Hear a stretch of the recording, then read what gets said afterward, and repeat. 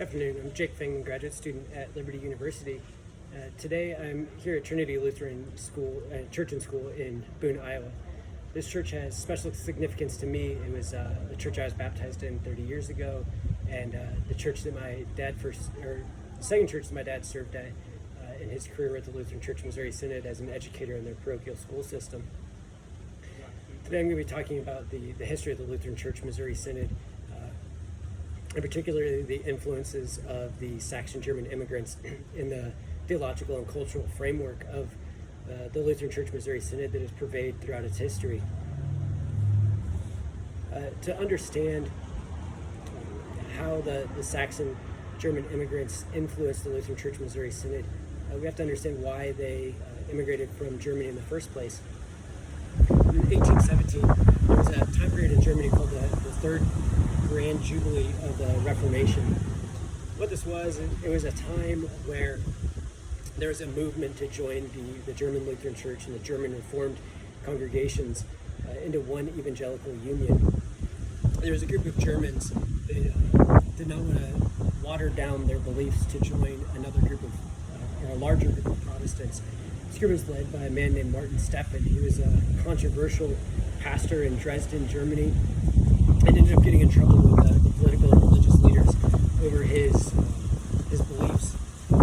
So he formed an immigrant society and decided with him and his followers, they were going to immigrate to the United States to avoid having to join the Evangelical Union.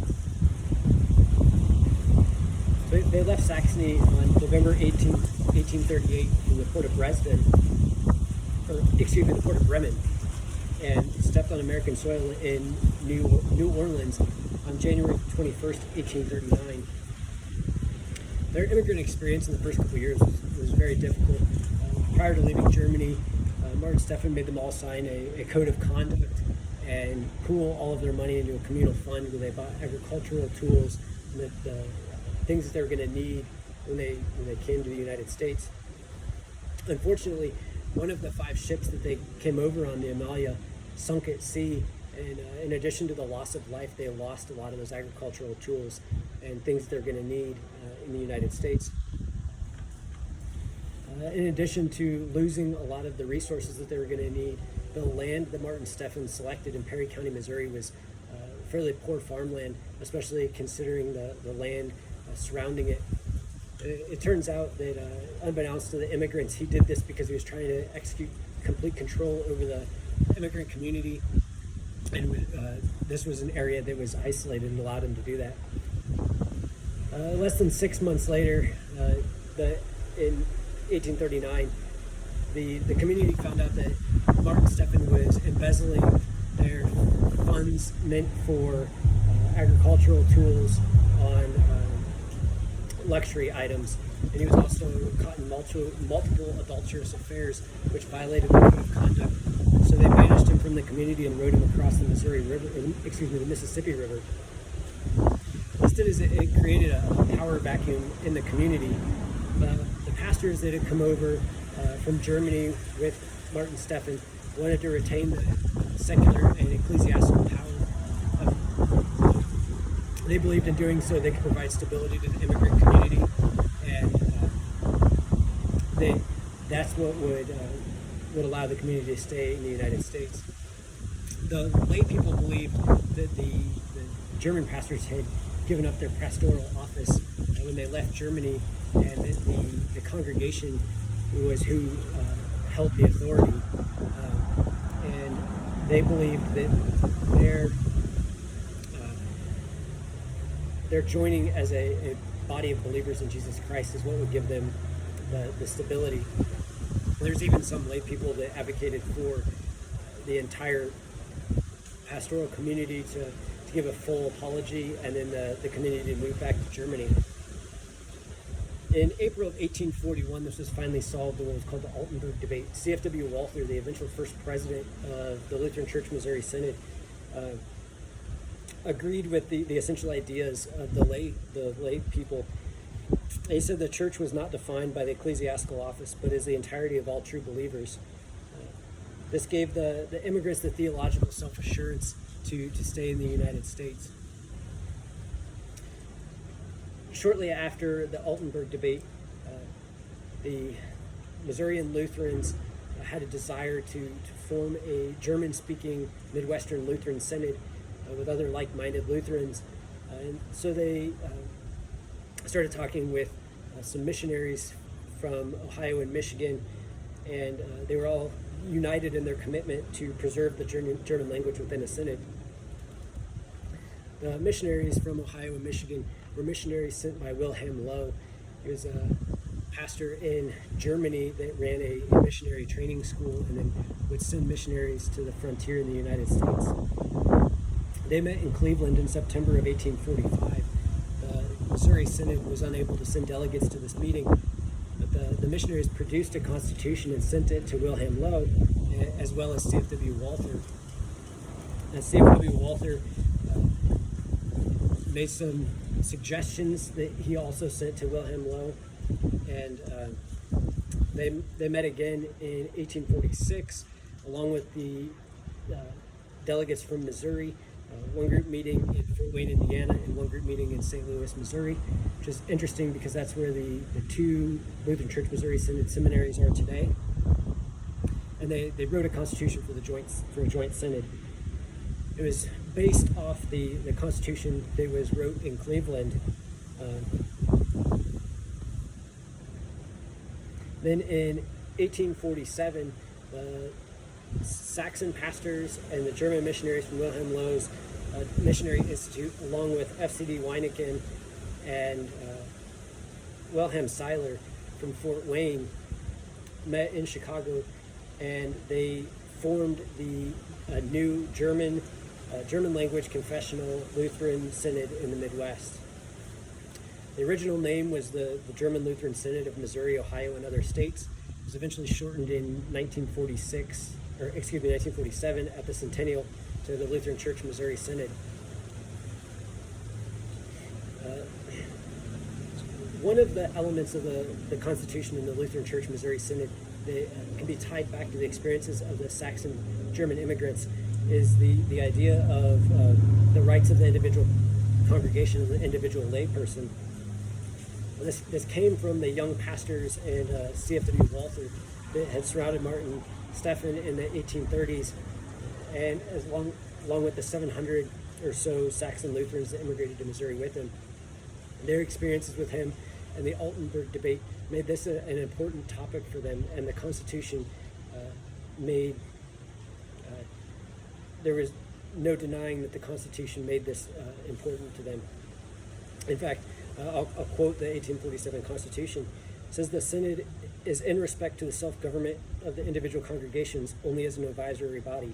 Therefore, no resolution of the former, when it imposes anything on the individual congregation, has binding force for the latter." Another element of the Lutheran Church Missouri Synod that can be tied back to the experiences of the Saxon immigrants was that they refused to join any body that would require them to water down or alter their confessional beliefs. When they left Germany, they were leaving to avoid joining the Evangelical Church Union, and they found the General Lutheran Synod in the United States, but it was just as deficient as the Evangelical Union was. In 1867, there was a convention for forming what was called the General Council of Evangelical Lutheran Churches in America. And the Lutheran Church Missouri Synod did send delegates to this council, and but they decided not to join, even though it was more conservative and confessional than the General Synod. It still wasn't enough so for them. In the 1870s, there was a movement to start a Midwestern Conservative Confessional Synod. And in 1872, the Illinois, Minnesota, Missouri, Joint Ohio, Norwegian Lutheran, and Wisconsin Synods formed the Synodical Conference. And C.F.W. Walther of the Lutheran Church Missouri Synod was actually the first president of the Synodical Conference. By 1875, it represented over 325,000 baptized Lutherans, making it larger than the General Synod or the General Convention, the General Council. However, by 1877, there started to be some debate over the theology of predestination, and the Lutheran Church Missouri Synod wouldn't back down from their beliefs, which led to the split of the Synodical Conference. The joint Ohio and Norwegian Lutheran Synods left, cutting the conference in 1/3. It wasn't until the 1960s that the Synodical Conference was actually completely dissolved. Another element of the Lutheran Church that was essential to the growth of the Lutheran Church Missouri Synod, and can be tied back to their experiences as immigrants, isn't necessarily a theological framework, but a cultural framework. They used the Lutheran Church Missouri Synod to retain Germanness in the community, to preserve the language and the culture.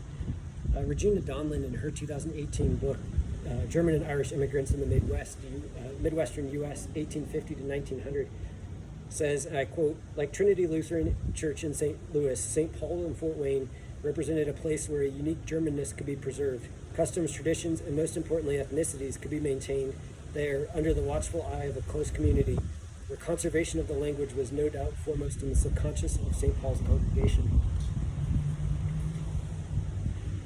The German Lutherans, for them, retaining the German culture was an important part of the church. And they did this through parochial schools, through the languages used in church services.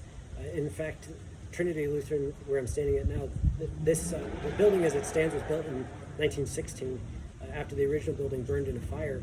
And the dedication service was given in German, as well as the bulletin being printed in German. Also, the theological source documents were in German. And why this was influential is it allowed German immigrants to come to a place where everything was familiar and made their immigrant experience much easier. And to further that, CFW Walther edited a publication called Der Lutherer, and in that publication that was wrote in German and distributed in Germany, they published the locations of Lutheran Church Missouri Synod congregations in the United States, so that German immigrants could come to a community where they felt that was familiar to them. And, the Lutheran Church Missouri Synod in the early days of the Synod relied on this immigration to grow their numbers. In fact, it was mass immigration that caused them to grow from 32,500 members in 1847 to over 150,000 members less than 30 years later in 1875. Now, while there were many people other than the Saxon Lutherans that were involved in the formation of the Lutheran Church Missouri Synod, namely Wilhelm Loh and his missionaries, FCD Weineken, it was the Saxon Lutherans and CFW Walther that have been attributed with forming the Lutheran Church Missouri Synod. And this is partly, in fact, due to the fact that even though recent research by Christoph Barmbrock in 2001 has found that the Constitution wrote by Wilhelm Loh's missionaries in 1845 had a big influence on the Constitution that was written in 1846 and 1847. The Ohio and Michigan missionaries and FCD Weineken and his followers in Fort Wayne deferred to the theological superiority of CFW Walther and the other Saxon pastors. A lot of that is due to the influence of CFW Walther. Not only was he a pastor, he saw the Altenburg debate, he was the first president of the Lutheran Church Missouri Synod, he was the first president of the Synodical Conference, he was he edited the Der Lutherer, he edited a periodical called the Where and the Lair, or the Doctrine and the Defense. There was a more scientific periodical meant for the pastors of the Synod. He wrote a German hymnal and German liturgy in the 1850s and 1860s, but he also influenced generations of Lutheran pastors as a professor at the seminary in St. Louis.